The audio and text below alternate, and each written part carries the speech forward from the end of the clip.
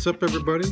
This is me, Woodrow, Matt, back at you with another episode of Beneath the Surface. All right, so to take you back a little bit, a couple weeks ago, I saw an interesting conversation on Twitter regarding a fantastic group, one of my all-time favorite groups, a big inspiration for my writing, and a big inspiration for me to keep listening to that thing that is called rap music, and to be a big fan and appreciator and proponent of hip-hop culture as a whole.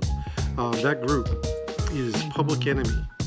Some cats on hip-hop Twitter decided to go on this to put it shortly, uneducated and ignorant rant. And there's about 2 or 3 dudes that really doubled, tripled, quadrupled down on this ridiculousness that Chuck D and Public Enemy are overrated. I'm not going to talk too much about that, but I'm going to tell you right now that they'll never be overrated to me. I don't think there's any way to really properly rate the dudes that are Public Enemy and the impact and influence they have had on hip-hop.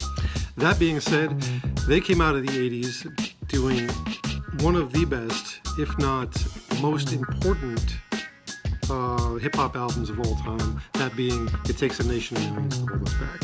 And how do you follow that up? Well, if you're Public Enemy, you're going to do Fear of the Black Planet. That's pretty much it. And that album in and of itself is also a classic. And how do you follow those two up? Well, if you're a Public Enemy, you're going to do Apocalypse 91, The Enemy Strikes Black. Also a classic in its own right. So those 3 albums especially are not really in question about classicdom or put up in classics. At least not that I think, in my opinion anyway. But what I think might be an overlooked gem, a slept-on project by Public Enemy, is the 1994 album Muse-Sick-In-Hour-Mess-Age. I mean, look at this album. From the cover alone, you got a lot going on there. And the thing about that album is that a lot of people overlooked it because it wasn't Fear of a Black Planet. It wasn't It Takes a Nation of Millions. But the fact of the matter is that this album here has got so much stuff that you could just go on with. And the thing about that album too is that these guys are not a slept-on group. They're a very, very, very heavily talked about group in the realm of music history. Now we're not just talking about rap music, but we're talking about the realm of the entirety of music history. These guys are always in top 500 lists for best albums of all time, most influential artists of all time, best songs of all time. I mean, these guys wrote fucking bangers, left and right. And this album, Muse-Sick-In-Hour-Mess-Age, is no exception to that. This album is definitely ahead of its time in a lot of ways. And I think in a lot of ways, we're catching up to them in general. But in this particular case, this album, I think the last 4 years, we're oh, that's what they were fucking talking about on this album. All right, to give you a little bit of an idea, there's a running theme in this album. And as you can see, on this cover, you got this black dude here, or you got the skeleton of a black man. You got the KKK on one side, and this little dude that's screaming on the other side is David Duke, or a representation of David Duke. He popped back up again in 2016 presidential elections. Why? Because he endorsed Donald Trump. That should tell you something. And I mean, yeah, this guy's trying to stay relevant, but he's also been a major proponent of racial segregation in our country for a long time, if not most of his life. And he pops up again out of nowhere and starts talking about Donald Trump is the guy. Donald Trump is his preferred candidate. So, former leader of the KKK says Donald Trump is his preferred leader. On this album, we have the whole album gets introduced by the idea that we're in the future, the future too, we're in the year 2000 something. May have been a few years off on this, but in this album, it's introduced by this whole idea that the KKK is running everything. They've been on this idea for a while too, Public Enemy, that is. But throughout this album, they're talking about it. So they're talking about world leaders becoming a lot more brazen and emboldened to speak up their white supremacist views. And they couldn't have been more accurate, especially looking at the 2016 election. and then also looking back at things that happened in New York City after this album was made with the stop and frisk laws. A lot of gun control laws were passed for white supremacist reasons. Like all of this stuff, they were talking about in 1994 before a lot of this actually took place. So, I mean, then right there, right, like this album is prophetic in all the different ways we would love to argue it isn't. It was ahead of its time in a lot of different ways we wish it wasn't. And it was predicting a future we really wish didn't happen. A future that we're still fighting with presently, I should say. Like it's not even a future anymore, it's our current day. That is also to say that the type of racism they're talking about on this album, the type of white supremacy on this album that they're trying to tackle is always there. It's always been there, but it's been pretty wildly prominent in the last 4+ years, or maybe even in the Obama years too, because lots of racist douchebags came out of the woodworks to really express their discontent with a black man as president. Okay, so that all being said, let's get back to this album. Ahead of its time, both sonically and lyrically and theme-wise, and it's just insane how much we're still catching up to public opinion in general, but this album especially. I mean, we got the idea on the bottom, like they always have some sort of thing on the bottom of the message there's a message underneath the title of all the albums, and in this case is, what side are you on? You know, it's talking about good versus evil, basically. What side are you on? And that's been a constant thing in the last, like, about 12 years. And like I said, this album came out in 1994. In a time where, like, Rodney King was definitely still in America's minds. Police brutality was definitely a thing. But to the heights we're seeing all of this stuff now, they were ahead of their time in describing what the future looked like. And they did that on this entire album. And then that's where I'm just gonna go into this thing. It's like, all right, so art-wise, this cover is fucking banging. I mean, you can't get much more poignant and like that's it. I mean, it's done by comic book artist Mark Teixeira, who did a lot of stuff with Marvel Comics, most notably like Wolverine / Sabretooth stuff. But the artwork is insanely good. Back cover, same kind of thing going on there. Just the comic book art, comic books and hip hop, they go back together like spaghetti and meatballs, man.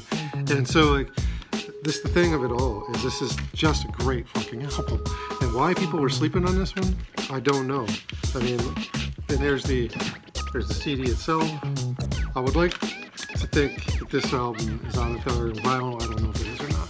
Let me go through this and just tell you what's up. And I'll tell you the songs that really stick out for me. I mean, it starts off with the whole futuristic thing and telling you about what's coming in the future. The intro is engaging and fucking scary, especially if you look at what happened after this album was made, like I said. But a whole lot of love going on in the middle of hell. That's the first track on this album, and you can't really get more poignant than that. Like, there's a lot of shit going on in the world, and we got a whole lot of love in it too. And they're always going to be telling us about that. Then there's the song "Give It Up," where they went right after the idea of gangster rap and like the idea of like the whole stereotype that was being pushed by record executives and big companies and stuff like this. Stereotypes, dangerous stereotypes of what a rapper is or what a black person is, more specifically. So that song "Give It Up" really goes after those stereotypes. Moving on here, we got some so Race Against Time, where we're talking like we don't have much time left to figure this shit out before we start really destroying the earth and each other. Ain't Nothing But a Song, which is talking about like how a lot of people try to play off music as just music and nothing poignant, nothing more than that. Live and Undrugged. If anything, Chuck D is very loud about being anti-drugs. That being said, that's why Flavor Flav keeps going back to that, because looking back to him, he's like, Chuck D has saved his life numerous times. Let's see. There's a song called "God Complex" that really got a lot of white people rubbing the wrong way. And you know what? I feel like that song is kind of if the shoe fits. This white guy does not feel like he is superior to anybody. And but there are a lot of white people that do. And in that song, Flav is talking about the white supremacist system, the systemic racism that has built this country, that is the foundation of this country. Let's be honest here. So that's that on that one, really. Let's be honest here. But going on to further here, probably the one song that got the most controversy, the most talked about, the most fire is a song called Hitler Day. And on the cover, you're like, whoa, that's a fucked up title. But like when you hear the lyrics of this song, they're talking about Columbus Day and how celebrating somebody like Christopher Columbus is just as crazy as celebrating Hitler. Because both of them were genocidal asswipes. Both of them killed many, many people who didn't fit their worldview. So yeah, celebrating Columbus and Columbus Day is just as crazy as celebrating Hitler Day. Controversial? Absolutely. I prefer the term provocative, meaning as it provokes thought, provokes discussion. Many people, the people who paid attention to this album back in the day, were people who were either like very much pro-black, pro-equality, and then on the other side of that, your David Dukes, your Donald Trumps, your people who are just straight up racist aspects. They paid attention to Public Enemy because they were fucking scared. And then a lot of white suburban parents were scared of Public Enemy and this album because it was giving kids, white kids in particular, a different view of the world, an articulate yet angry like expression of what the world is for black men in America. And Muse-Sick-In-Hour-Mess-Age, from beginning to end, never, ever, ever lets up. It's a hard listen as far as like the challenges. It's that it gives a listener. Like it definitely is not gonna let you be lazy about listening to it. But it's also like sonically an amazingly dope album. Chuck D's voice is one of the most iconic in all of music history, especially rap. And he doesn't let up here. I mean, they came out of the 90s with 4 albums. Yeah, 4 albums and an EP. 4 albums. That's it, 5 albums actually and an EP. So yeah, with a lot of stuff. And they came out of the 90s. They're still active now. They put an album out last year. They're still relevant. We're still catching up to this album in 1994. Released in 1994, in 2021, almost 2022. So give it a listen. You don't have to take my word for it, but just but you should. You should at least listen to this album, because everybody's heard Fear of a Black Planet, It Takes a Nation of Millions, and most people have heard Apocalypse 91. But this album, Muse-Sick-In-Hour-Mess-Age, very well worth it. Overlooked gem, criminally slept on. All the power here. Public Enemy #1, releasing dope album after dope album after dope album. All right, that's all I got to say on this one. That's just me talking into a camera. I'm gonna do a little effects here. So yeah, either way, Happy New Year, everybody. Be safe out there. Listen to some good music. Peace. One love.